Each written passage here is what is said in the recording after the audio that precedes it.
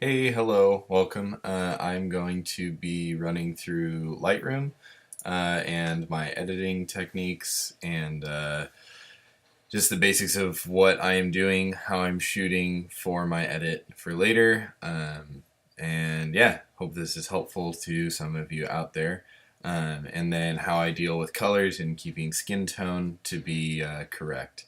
So let's get started. I just did a shoot yesterday with Josh and Cece. That's who you see on screen right here. They are disgustingly attractive people, so it made it really easy. They're also amazing models, and they also happen to be really in love, so that's super cool. Spencer was there as well as a good friend of mine. He was shooting with me, so as I scroll through, you may see another photographer pop up in the photo. That's him. So let's take a look. This is already edited. This is pre-edited with my import settings. I have it so that I'll show you over here. This guy on the left side, the CK01 is just a preset that I've made over the years. I'll show you what it does. I'm going to reset, so I'm holding shift, going to reset Adobe. Alright, so this was straight out of camera. This is what it looked like when my camera took it. Highlights are not too blown out. Probably just either on proper exposure or just under when I took it.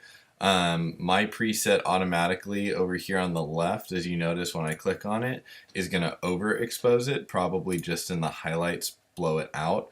And we can take a look on the right in a second to see what all that it did. But I tend to shoot underexposed so that I can save the sky or the highlights in the sky. In this particular instance, I didn't shoot underexposed. I shot either dead on or just a little bit under. But my exposure is always being pushed up by my preset because I know that I shoot under, so I just have it preset to up the exposure because I know that that's something that I do. So I'm just going to lower this guy down and they look pretty perfect. Let's take a look actually what this preset does over here and how it is affecting the image. So I'll just go through step by step. Let's do this. We'll just close all these down. And then over here, I'm going to just reset it back to Adobe. And you'll see, hopefully, that what this was doing. So on my right-hand side, I had highlights all the way down, which is saving our highlights here, taking our, getting the really bright points, getting them low. Pulled the shadows all the way up, so now we end up with this really gray image because this is forcing the camera's information to give as much shadow detail as it can and reduce as many highlights as possible. The whites and the blacks are going to do something similar. I have my white point set lower. Obviously, this is flattening this image even more. The white point is on we can take a look at exactly what it does later, but basically it's telling there's no true white in the image now. Pure white is now gray. Blacks I actually raised up a little bit too to I think it was 23 or something in my preset. So now we have this really flattened image, but I like to think it's this really grayed out image. I like to think of this as kind of our base layer, and that's what my preset has on it, is there's this base layer that then I add onto from here. So for example, I'm going to start by adding 30 contrast because I like what it does with the image itself. I like I don't lose it, so I'm not losing any detail here, but it's adding some dark pieces back in, but every bit of them is still seeable, even though this was taken out in the bright sunlight and these shadows were super dark when we first imported and her face was a little too dark and a little here's too dark. The next part of it was my tone curve. Actually, let's go to clarity first. I just have -10 clarity. It's really not that big of a difference, but I just like how it looks. It tends to be a little bit nicer on skin tone and hair, but it's pretty negligible. As we continue, I have my vibrance actually lowered a bit, and I think my saturation was down to 20. This is going to look undercolored right now, and it's going to look not good. I have this set because later on I'm actually adding the color back in using split toning. That was my dog, if you heard that flapping around. I actually add the split toning back in later, and the color will come back as we mess with these other panels. So that base layer that we're doing right now is kind of the start of my coloring. So 3-point tone, or a 4-point, I don't know, 4-point tone curve, let's say. Let's start with that. Once again, I'm going to lower those highlights. Oop, not too much. I'm going to lower those highlights, and I'm going to raise those shadows a bit.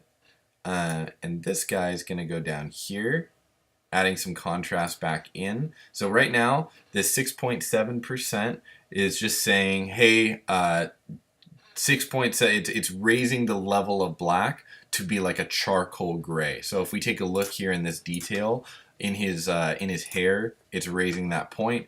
On the top right, it is saying the same thing except with the white point. So there's no blown out whites here. If we can take a look in another image, like here, oh man, it's overexposed. This particular part right here in her hair is probably overexposed, but it's not pure white. Even if I were to go all the way to here, there is no pure white in this image. It's going to be a version of gray. It's like a light gray. Let's go back to here. Oh, that's the one I edited. That's where our end goal is going. So you can see the coloring does come back in. Anyway, tone curve. Let's see if we can just copy this one. That's this right here. Yeah, it's about the same thing. Looks like in my actual one I have this raised a bit and this raised a bit more. Okay, cool. So that's tone curve, and that's my color. I don't really mess with this palette too much. Sometimes Josh, particularly, he has red in his face and his hair. He's a ginger. Sometimes people's skin tones will differ, and she will end up being, like Cece will end up being more light in color and yellow, and Josh will end up being more red. Usually I mess with this panel here and push the reds to be like plus 38, and what that's doing is it's changing the actual reds. It's saying, hey, all red is now going to be a tone of orange, and it's going to push his skin color more to meet her skin color. Okay, so something I'm going to go berserk on if I don't do it. This little tool up here is our replacement tool. I have little squiggles on my lens and my sensor because I don't do a good job of cleaning them. All right, that's about all the main stuff. Cool. I'm going to get rid of those because I will go insane looking at them otherwise. Cool. We looked at this. I don't do much with that. Okay, split toning. So with this is where some of our color comes back in. I'm going to set this. I like it in between the 40s and 50s. I usually set it like 48, 46 maybe. And I set my saturation at like a... Oop, hello. I set my saturation at like a... yeah, you can always see some of the color coming back in. Saturation can be at like 20 for this. And the shadows, weirdly enough, I actually add some reds in. You can see 32 is my normal. We got some color coming back into this here. I think I set this at 10, yeah. Barely to color it in. I wonder what I set this one at. Oh, 5. Wow, okay, I don't do much at all there. This is me learning my own preset. Don't worry about that. I've added some color back in here. You can see if I turn this on, it's telling the highlights and the shadows that they're going to have specific colors added into them no matter what. Even if I mess with everything else, they're going to have this little bit of tone added to them. I've just found that these colors in particular and these saturation levels work well with what I do with the rest of this. So anyway, yeah, that's what's going on there. That's pretty exciting. Let's take a look at what else we got going on here. So ideally, and I think I did this right. What do I have going on? I have something else going on that is not being reflected here, and it might be in my... Huh. Well, that's fun. Chris doesn't know how he edits his own photos. Oh, this is gonna go straight into the trash. Oh yeah, I have my reds and greens all screwed with. Forgot about that. Yeah, my reds and greens and blues have their own tone curve as well that are crushed. So anyway, these points, the highlights and shadows for each channel separately have their own thing that's going on with them that are funky. That was what was going on with my tone curve, getting those crushed colors in there that made them so hefty. So let's continue. Back to this. We've got, so let's just go over what just happened. In here, the reds, greens, and blues, I forgot that I had this at all because I did. These parts can be changed separately, and they affect the actual color of the image as well. So you want to have them like really, really close to each other, or else you're going to completely screw with the image's color. As you can see, these barely shift at all. And back to here, this is the overall curve of every single one of them together, and this is them individually. Individually, they are a bit different, and they affect the color space of the actual image as well. So now we're here. We've gone through what my preset actually does and stuff that I forgot that it does because you know, been doing it for so long and been adjusting so many other things, I had no idea that my preset actually added that much contrast in the tone curve. But that's cool. Now I understand how I edit better. So even if you don't, I do. Let's continue. The image now has its color added into it, but what I'm not liking in it is that these shadows are really intense here. And this arm in particular is really bugging me because it was in shadow. If we look to the one on the right, it's still an issue that's there. Also, I haven't adjusted the white balance yet. However, what I like better between these two is with this second one here that I actually edited, I cropped it up so that we're not seeing this weird little gap here in his arm and the gap down here in between their bodies, like his arm and her body. I'm going to flip this way. There we go. To me, it minimalizes the fact that his arm is in that much shadow. If I'm really going to be picky, which we can do now, I'm going to run a brush up on the top right. It's automatically set for -3 on exposure. It's just what all my brushes are set to because it just helps you see. I'm going to raise it just a little bit. If you hold spacebar and click, you can zoom in and then drag around. I'm going to just, there we go. There we go. Up, up, and up, up, up. I'm going to do it so there's just a little bit of detail on it. I'm trying to match right now in my mind what's going on here with what's going on here in terms of tone in his arm. If you hear weird chewing sounds in the back, my dog is destroying a rope currently, so that's what's going on.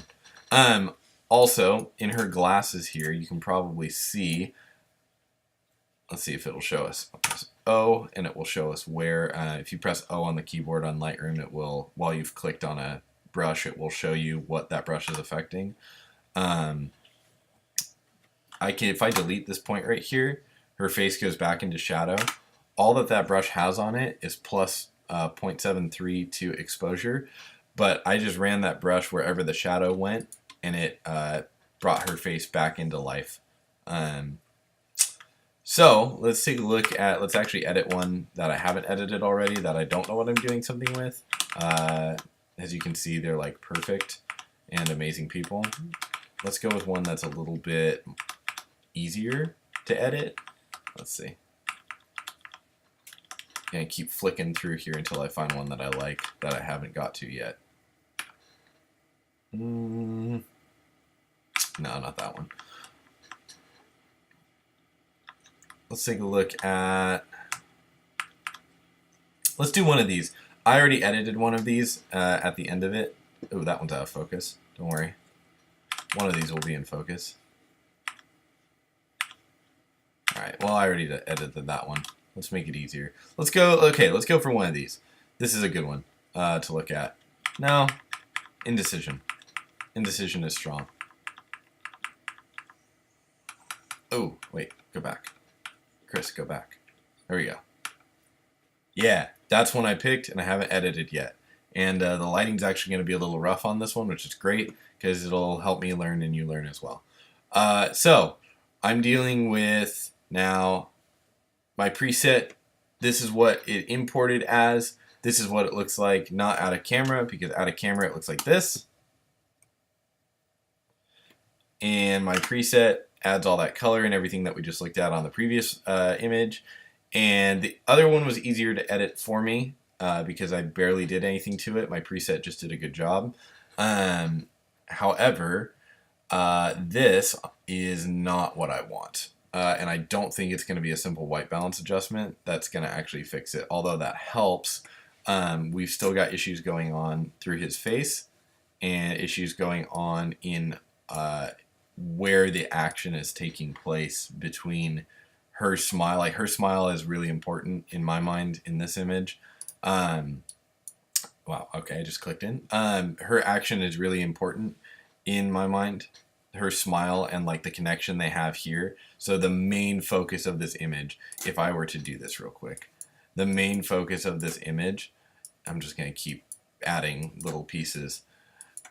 This is the main importance. Now, this is not an edit that I would ever use ever, but this is what I want. Ideally, in terms of mood, if I were to just throw this in black and white real quick, the importance is in the, get a little brush right here, bring this up. This, what is in highlight right now is the importance of this image in my mind, because there's an eye line that is going from her, and her hair actually is following her eye line as well. It's going flowy and crazy, and it's going into him looking down and essentially this way onto this side of the screen. His motion is also mirrored, thankfully, by his arm. So if my eye, because our eye enters a photo on the bottom left of a photo into the top right, it's going to cut into their eye lines. It's going to swing across, hit here. Your eye naturally also then wants to follow where their eyes are. It's going to look across, see him. Your eyes are going to see his eyes, and then look down, follow natural lines in the photo, catch onto his arm, and then slide out the bottom right or go up on the top right. But this is the importance. This is what the action is, where the action is happening. Even though it's not a super action-oriented photo, what's happening right here is the action of the photo, and it's because your eye is creating an action for itself. So I'm going to Command Z out of like the 50 things I just did to this. That was an abomination. There we go, there we go, there we go, there we go, there we go. And okay, back to its original form. Let me just make sure. Import, great. So first thing, it's a little yellow. I'm gonna tone it down. Get some, that looks better, cool. Little white balance adjustment. Now we're gonna notice issues are, there's a little bit of purple. I think it's purple because I'm colorblind too. That's a fun thing. I think that we're seeing a little bit of blues and purples because their skin is a little red. Also probably because we have plus 26 on this tint. I'm going to let it do its own thing and say auto and see what it decides to come up with. That is vile. I think it's just the white balance that needs an adjustment. There we go. Cool. Let Lightroom decide white balance for you sometimes. It actually does a pretty good job, and you can usually use it as a base layer and go from there. So right now, there's a lot of what I do in my editing is gradients, which is up here. It's just dragging a gradient across where I see color, and I'm essentially painting my image back in. I think of it as a brush stroke. When you click the first time and pull across an image, it's as though you're starting your brush stroke, and when you let go, you're ending your brush stroke. So I'm going to start my click on the bottom right, and all it's doing on the top right, you can see this section, all it's doing is minus 0.3 to my exposure. But since the action is happening in the center of the screen, I can go, Cookie, that is a vile noise you are making. Can we stop chewing? Thank you. Since the action is happening in the center of the screen, you can see that the lowering the edges, rather than adding a full vignette, and let me just go on a minor tangent here.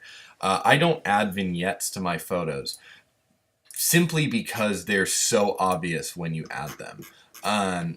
This is my way of adding a vignette, and it draws your eyes to the center of the screen. And we'll go through how that actually works, but I don't add a vignette as an effect. Let's see, where is that at? I don't even remember where it is. I believe it's under lens correction, manual, lens vignetting. So I actually am trying to correct my lens vignette because my lens does it naturally. You can see that right there. If I were to do this though, it's super obvious that I just smashed a vignette on it and thought it did the job that it was my job, which is to get you to subtly look in the center and have your eye follow a specific path. In my opinion, if you add a vignette through here, it's just a little lazy. Not bashing on anyone, but it's a lazy man's way of doing your job, which as a photographer is to lead your audience to see something that's important. And in this it is their expressions and what's going on with their eye lines. Since vignettes are a little too obvious in my mind, sometimes my paint brush strokes here, my gradient strokes can be obvious and I have to come back and look at them. But you can add varying degrees of them, and I add 0.3 every time. Sometimes I change. So for example, let me make sure, back up. I'm gonna delete these real quick. And if I set this one to minus 110, there's a very obvious action that's going on here. This center line is 50%. The left side is 100%. This side is 0%. And what that means is 0% is affected by this change. 50% of this is taking place between this and this. And this is 50% to 0% being affected by this exposure change. If I just lowered the entire thing to like minus 0.9 or minus 0.95, it goes very clearly minus 100, minus 50% to 100%, minus 0%. It's a very obvious setting. If I were to drag this, however, and pull this guy this way, and then add a little bit here, and then add a little more here, this is more how light works. It's not consistent or that consistent across the board. So there's varying degrees in what just happened there. And you don't get this really obvious, I do have a line right here. I can see it in my top left. But you don't get a massive line going across your image. So I actually like to add a bunch of little different gradients of varying minus 0.3s to the bottom of my image. Sometimes I'll go just dead center, and add one here, pull that back, add it like that. Now the only issue I'm running into is in my top right. There's a little bit coming in, so I'm actually going to get rid of that by pulling a gradient up and just erasing it that way. Cool. Let's say that's good enough for now. So now, tone-wise, I'm semi-happy with this image. Now I'm looking for color, as well as then brush strokes that I'm going to add to brighten her face up a little bit, brighten this section up maybe just a little, and possibly her hands. Let's start with the actual color I want. I want yellow, because yellow is happening in this section. So I'm using that gradient again. I'm actually just going to put the exposure, it deserves to, let's see. Let's go right there. And I'm going to throw some yellow back into it. Because this image, remember when we started out, there was a lot of yellow in it. A lot. We're still toning it back, but I do like that there's like sunlight coming in from the right. He's looking in towards the sunlight, so I'm going to add some yellow back in. Only thing I want to be careful of is not to over-process this section here and this section here. And there's some of that red that I was talking about on his nose. So if I just adjust this little piece here, you gotta be careful or it'll adjust all of his lips too much. But if I adjust this a little bit here, maybe just even brighten it a bit with a brush stroke. There, I'm liking that. Color-wise, I'm starting to be happy with this. I really love this blue up here though, so I wanna accentuate it. So I'm gonna pull another gradient down, up the exposure, drop this blue back down. It is going to affect their faces. I actually don't mind what's happening with it, except I'm gonna, so once you're in a gradient, you can actually use a brush stroke to apply that gradient at 100%, or erase the gradient in certain areas. I don't like what it's doing to her face right here, so I'm gonna erase that. I'm gonna erase some of her hair, and I'm gonna erase some of this on his side of his face and on his hair. So, my preset being imported, what we have now, and the original. The colors are all in there in the original, but what my editing is doing, or what I'm hoping that it's doing, is it's just accentuating certain things. It's adding the color back in because we removed it and then added it back. I'm going to get rid of this hot spot, or try to, and maybe some clarity minus on. All right, there we go. Cool. Let's work on her face. So I'm going to add some highlight back into here. Make sure I get all of it. Oh, there we go. I'm going to add some highlight back into here. There we go. That's about enough. I'm going to go in. I'm actually going to change. So while the rest of the image on the left is fine with me, not being that having a yellow tint to it, the shadow on her face, since it's now about the same tone, looks weird now that one's a different color than the other. I'm just going to go in and add that yellow back into it so that it's a consistent tone as across the image. I think it looks a lot better. Let's take a look at what the difference is. Right there. So if we take a look here and here, I added some color back in up here and brightened this up a bit. It's making that section in the middle be, once again, that like the main action of the image. I'm also going to pull a gradient down here, darken it up a bit, maybe a little bit brighter.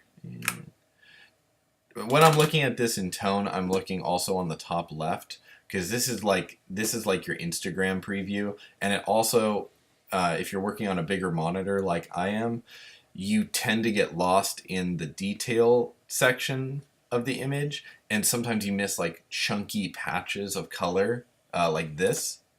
I didn't even notice until I was talking about it that was darker than the rest of the image. So I'm gonna get rid of that. We're gonna back out. I'm just gonna run a quick brush over that. It's right there.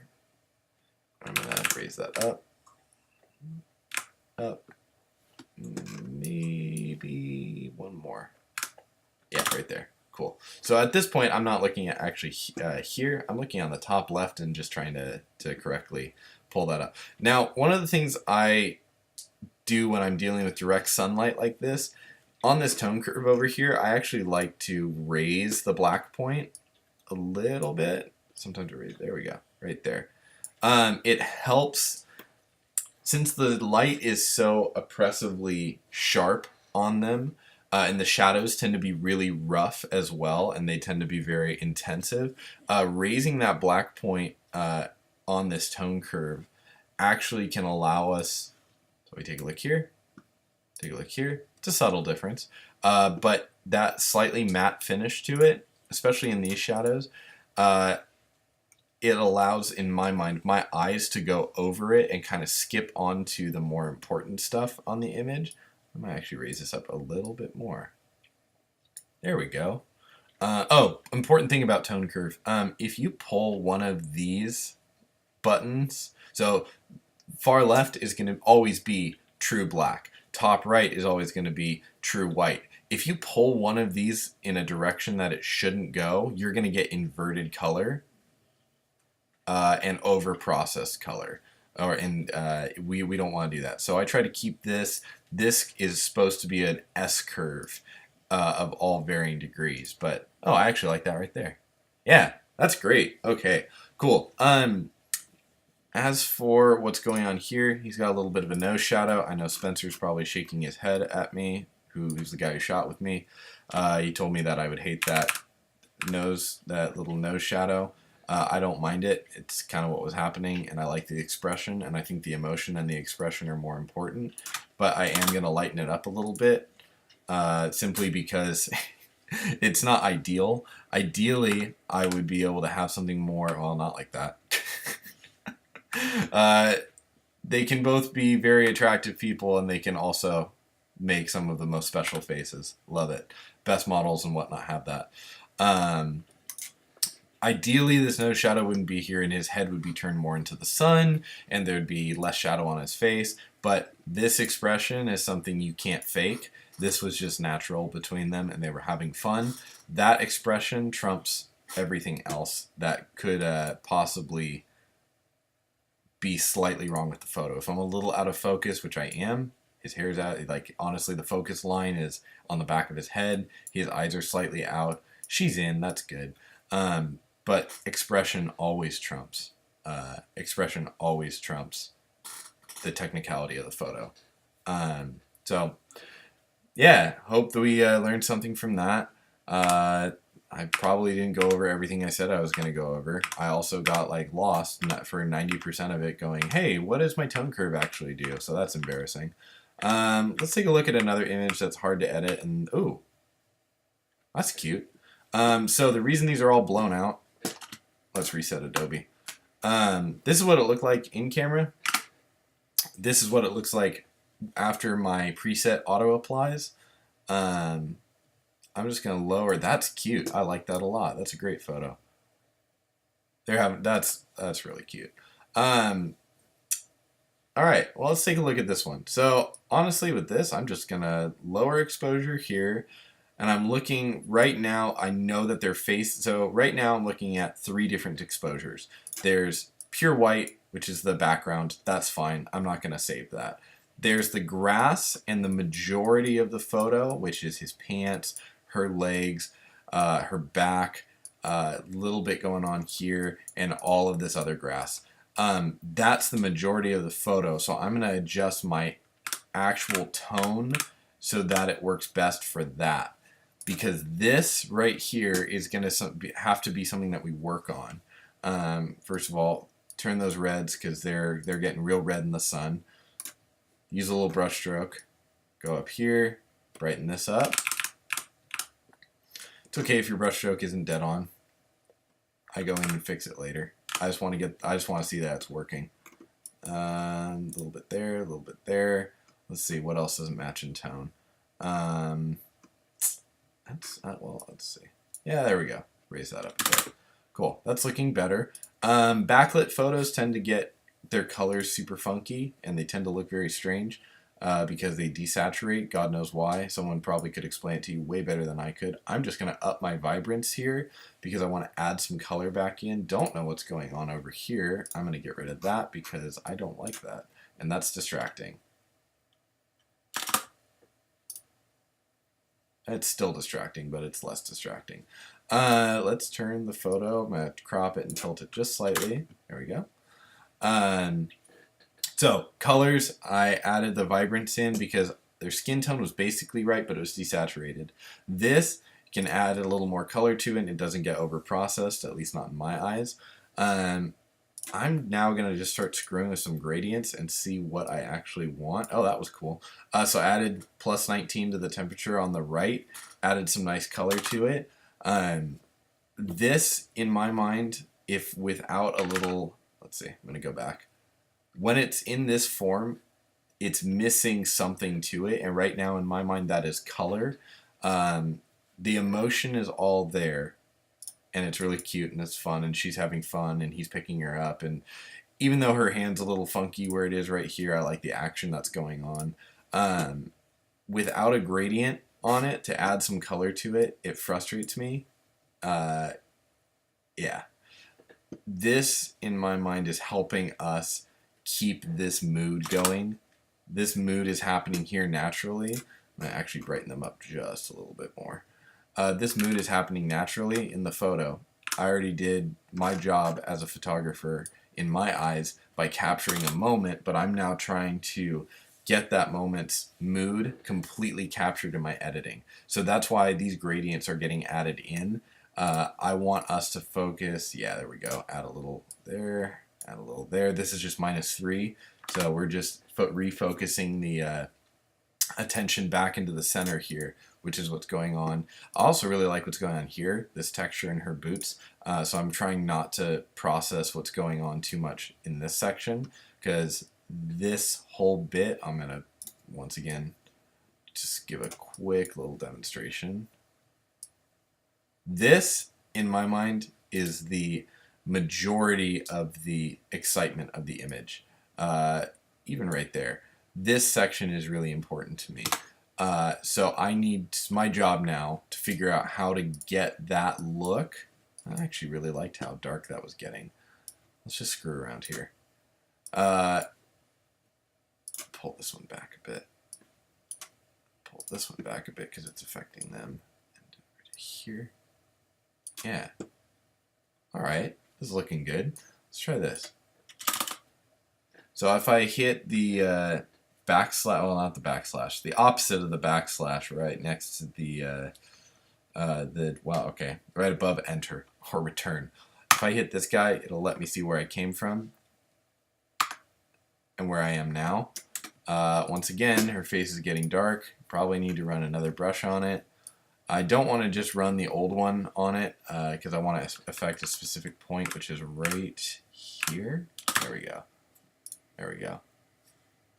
I'm actually happy with how this is looking. I like that there's some blue up in this top left corner, so I'm actually just going to add it in. I'm going to adjust the color temperature down, not that much, maybe -0.7, and I'm going to just drag this so it's a really subtle fade in from the blue.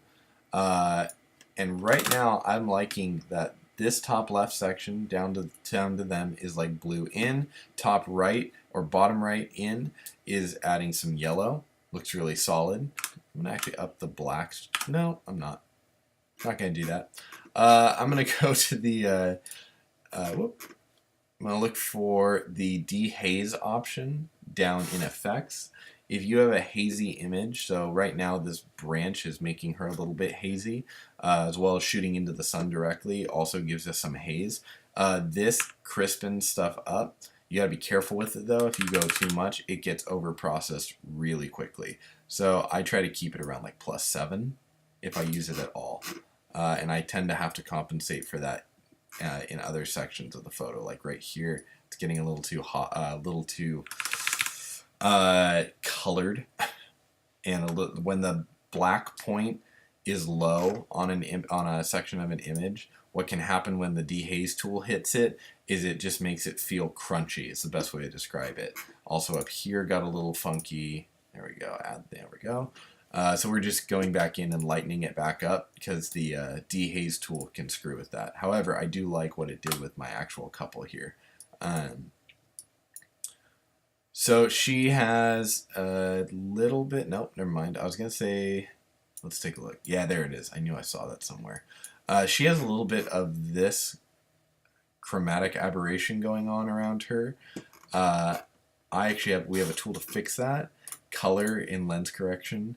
Defringe, excuse me. It's not, maybe not be chromatic aberration, it's fringing. So we're going to defringe it.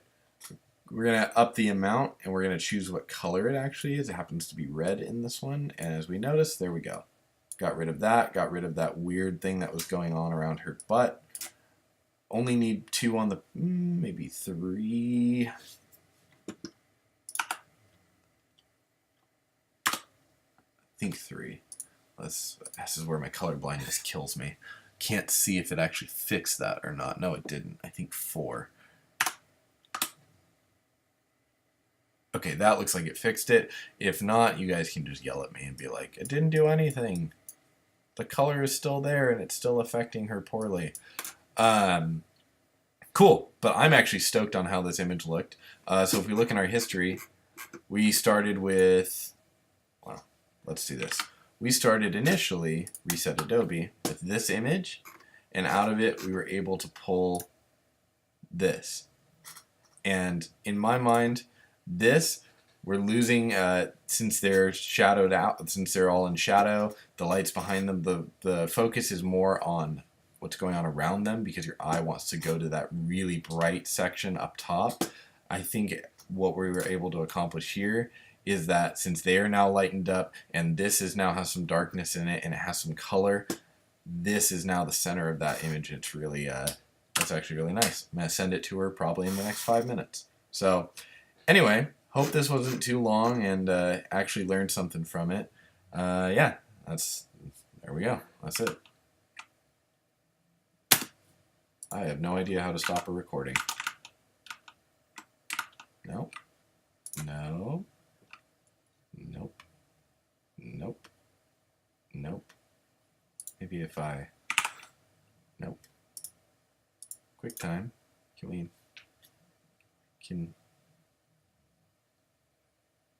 Nope.